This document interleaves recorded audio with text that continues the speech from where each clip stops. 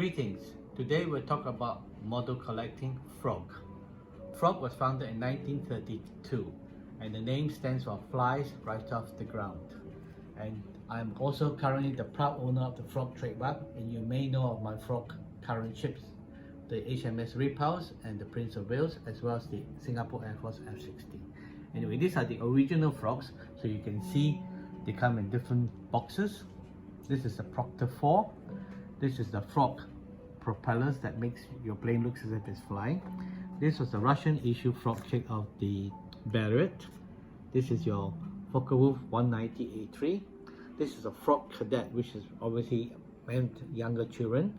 Then you've got the frog jet Fiat G50 and the frog TA152H, which is the longer version and the longer wing of the Focke-Wulf 190, and it was fly high altitude. I believe this is still the only kit of this in 72 scale.